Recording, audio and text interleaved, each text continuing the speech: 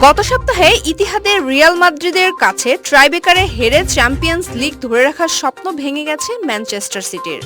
হাতে ছিল premier league ও FA কাপের শিরোপা ধরে রাখার সুযোগ। গতকাল সে পথে বড় এক ধাপ এগিয়ে গেছে পেপ গার্দিওলার দল।